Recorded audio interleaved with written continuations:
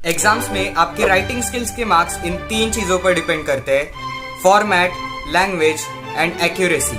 अगर आपने इन तीन क्राइटेरियाज को सेटिस्फाई कर दिया तो 5 मार्क्स आपके हाथों में होंगे, क्योंकि इनमें फॉर्मेट के 2 मार्क्स, लैंग्वेज के 2 मार्क्स और एक्यूरेसी का 1 मार्क होता है। तो इस साल आपको इंग्लिश में 2 राइटिंग स्किल्स देखने को मिलेंगे। एक है फॉर्मल लेटर 5 मार्क का और दूसरा है एनालिटिकल पैराग्राफ 5 मार्क का। तो टोटल 10 मार्क्स हो गए। तो आइए देखते हैं राइटिंग स्किल्स को कैसे फोड़ना है।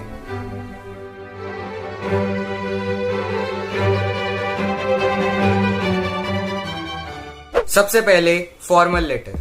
फॉर्मल लेटर्स जनरली बहुत ज्यादा लंबे नहीं होते, तो इसलिए आपको भी शॉर्ट में लिखने की कोशिश करनी है, लेकिन लैंग्वेज उसकी फॉर्मल होनी चाहिए। तो सबसे पहले मैं आपको बताता हूँ इसका फॉर्मेट कैसा है। तो देखो, फॉर्मल लेटर का फॉर्मेट कुछ इस तरह से आपको लिखना है। सबसे ऊपर आपको शुरुआत करनी है सेंडर्स एड्रेस से। उसके बाद एक लाइन छोड़कर नीचे आपको डेट लिखनी है, और डेट भी आपको ऐसे स्लैश करके नहीं लिखनी है, मतलब 26/2/2024 ऐसे नहीं लिखनी है, आपको कुछ इस तरह से लिखनी है। और उसके बाद एक लाइन छोड़कर आपको रिसीवर्स एड्रेस लिखना है। उसके बाद एक लाइन छोड़कर फिर से आपको सब्जेक्ट लिखना है, और सब्जेक्ट ज्यादा से ज्यादा एक लाइन का होना चाहिए, उससे ऊपर नहीं होना चाहिए। तो सब्जेक्ट के बाद वापस आपको एक लाइन छोड़नी है और चालू करना है सर या फिर मैडम, जिसको भी आप सेंड कर रहे हो, और लाइन नहीं छोड़नी है और डायरेक्टली चालू कर देना है आपका लेटर। आप यहाँ पे रिस्पेक्टेड सर मैडम लिख सकते हैं, लेकिन डियर सर कभी नहीं लिखना है। डियर सर या फिर मैडम वो इनफॉर्मल हो जाएगा। उसके बाद लेटर एंड करने के लिए आप योर सिंसियरली, फेथफुली, ट्रूली, इनमें से कुछ भी लिख सकते हैं, और सबसे नीचे आपका नाम होना चाहिए। तो ओवरऑल आपको इन चीज़ों का ध्यान रखना है कि कहीं पे भी आपको कॉमास नहीं यूज़ करने, मतलब लेटर में यूज़ कर सकते हैं, लेकिन जो sender's address, date, receiver's address, ये सारी चीज़ें हैं, इनमें आपको कॉमा का यूज़ नहीं करना है। और उसके बाद सर के बाद भी यहाँ पे कॉमा आपको यूज़ नहीं करना है। और जो आपका कंटेंट होने वाला है, जो आप यहाँ पे लेटर लिखोगे, वो भी ऐसे 3 पार्ट्स में आपको डिवाइड करने की कोशिश करनी है। मतलब सबसे पहले होने वाला है स्टार्ट, फिर बॉडी, फिर कंक्लूजन। तो इस तरह से कुछ आपका फॉर्मेट होने वाला है। आपको तो पता ही होगा कि इस साल बोर्ड एग्जाम्स में 50% कॉम्पिटेंसी बेस्ड क्वेश्चंस आने वाले हैं। बहुत सारे स्टूडेंट्स को यही आइडिया नहीं होता कि कॉम्पिटेंसी बेस्ड क्वेश्चंस एक्चुअल में आते कैसे हैं और उनकी प्रैक्टिस कहाँ से करनी है, और वो बिना प्रैक्टिस के ही बोर्ड एग्जाम्स देने चले जाते हैं, और फिर क्वेश्चंस देख के उनका कॉन्फिडेंस लॉस हो जाता है। तो आपके साथ ऐसा ना हो, इसीलिए मैं आपको रेकमेंड करूंगा PW की कॉम्पिटेंसी बेस्ड क्वेश्चन बैंक। ये एक 3-in-1 बुक है, जिसमें आपको साइंस, मैथ्स और सोशल साइंस के 1500 plus real life application based questions मिलेंगे। इस बुक में आपको chapter wise competency based questions मिलेंगे विद हिंट्स एंड सॉल्यूशंस। ये बुक आपको एक रियल लाइफ प्रॉब्लम सॉल्वर भी बनाएगी, क्योंकि इसमें बहुत सारे रियल लाइफ बेस्ड क्वेश्चंस भी है। इससे एक्चुअल में फायदा क्या होगा कि आपका जो बेस है वो स्ट्रांग होगा। ये बुक एक all in one exam buster है, क्योंकि इसमें आपको objective based, subjective based, assertion, reason सब कुछ मिल जाएगा आपके CBSE के पेपर पैटर्न के अकॉर्डिंग। सीधी बात बोलूं तो ये बुक आपको बोर्ड एग्जाम्स को फोड़ना कैसे है ये सिखाएगी।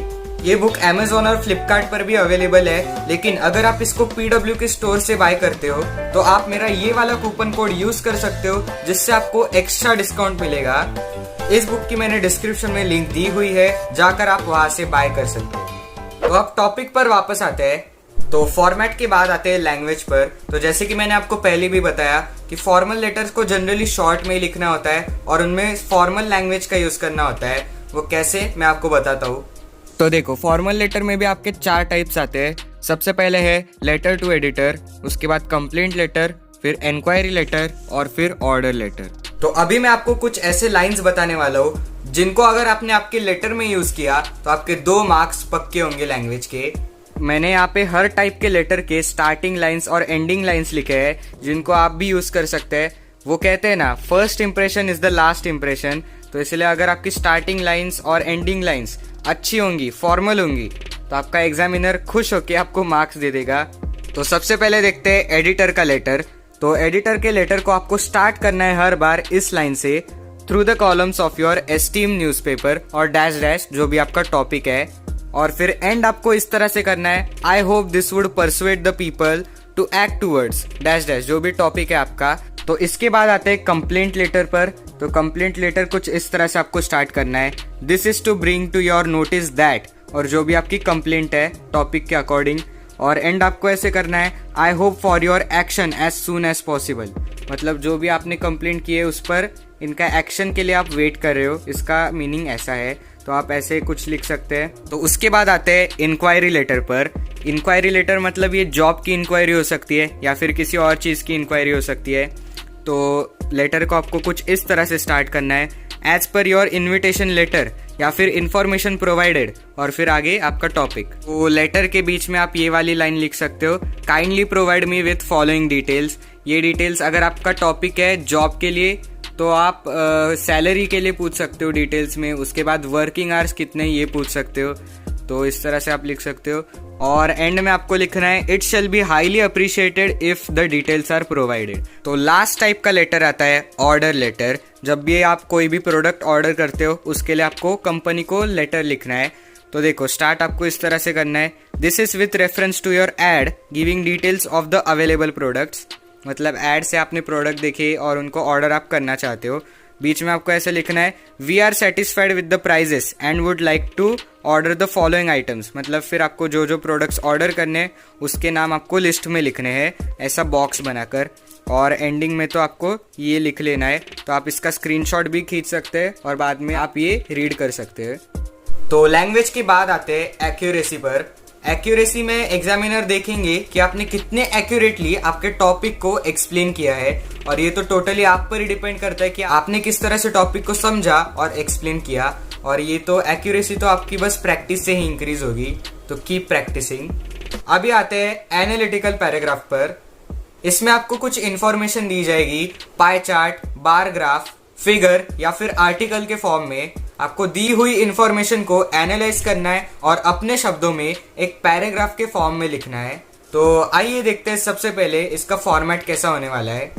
इसका फॉर्मेट ज़्यादा कुछ नहीं है, बस स्टार्ट, बॉडी और कंक्लूजन, बस इतना ही है। और ये सब आपको एक पैराग्राफ में लिखने की कोशिश करनी है। मतलब इसको ऐसे डिवाइड नहीं करना है, स्टार्ट अलग, बॉडी अलग, कंक्लूजन अलग, ऐसे नहीं करना है। फॉर्मेट के बाद आते हैं अब लैंग्वेज पर। देखो इसमें लैंग्वेज का इतना ज़्यादा कुछ रोल नहीं है जितना फॉर्मल लेटर में था। इसमें एग्जामिनर ये देखेगा कि आपने इंफॉर्मेशन को कितनी अच्छे तरह से एनालाइज किया है और उसे किस तरह से एक्सप्लेन किया है अपनी लैंग्वेज में। फिर भी आप इसमें कुछ लाइंस का यूज कर सकते हैं। स्टार्ट आपको कुछ इस तरह से करना है, द गिवन पाई चार्ट इलुस्ट्रेट्स, और आगे जो भी आपका टाइटल है या फिर टॉपिक है। यहाँ पे बस पाई चार्ट की जगह आपको जो भी आपको दिया हुआ है वो लिखना है।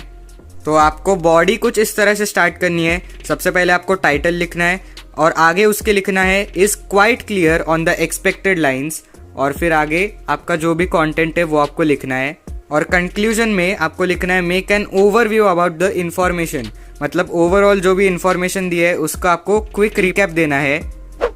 तो अब बात आती है कि इंफॉर्मेशन को एनालाइज कैसे करना है। तो यहाँ पे मैंने एग्जांपल के लिए कुछ शू कंपनीज के नाम लिए हैं और उनके सेल्स के परसेंटेज लिए हैं एक पाई चार्ट के फॉर्म में। तो अब सवाल आता है कि आपको इसको एक्चुअल में लिखना कैसा है पैराग्राफ में। तो बॉडी में भी आप सबसे पहले लिख सकते हैं कि इनमें से हाईएस्ट कौन सा है। यहाँ पे है एडिडास 40%। फिर आप कंपैरिजन कर सकते हैं, फॉर एग्जांपल जॉर्डन और बाटा, इनका परसेंटेज ऑलमोस्ट सेम ही है, तो आप इनको कंपेयर कर सकते हैं। और फिर लोएस्ट बता सकते हैं कि पूमा सबसे लो है सेल्स में। आपको बस एग्जामिनर को ये शो करना है कि आपने बहुत अच्छी तरह से इंफॉर्मेशन को एनालाइज किया है। फॉर एग्जांपल आप अलग अलग यूनिट्स का यूज कर सकते हैं। देखो अगर आपको कहीं पे तो 20% दिया है तो आप उसको 1/5 लिख सकते हो। इतनी मैथ्स तो आपको आती होगी। और फिर फाइनली आपको कंक्लूजन में एक पूरा ओवरव्यू देना है कि एडिडास यहाँ पे लीडर बोर्ड में है, पूमा को थोड़ा सा मेहनत करने की ज़रूरत है। तो इस तरह से आप कंक्लूजन दे सकते हैं। तो इसी तरह से ये वीडियो होता है ख़त्म। आई होप ये वीडियो आपके काम आया होगा। अगर आपने इसी तरह से इन टिप्स को फॉलो किया तो डेफिनेटली आप बोर्ड एग्जाम्स को फोड़ कर आ सकते हो। और पीडब्ल्यू की कॉम्पिटेंसी बेस्ड क्वेश्चन बैंक को बाय करना मत भूलना। मेरा कूपन कोड भी आप यूज कर सकते हो और डिस्काउंट के लिए। तो मिलते हैं नेक्स्ट वीडियो में, तब तक के लिए thanks for watching, best of luck.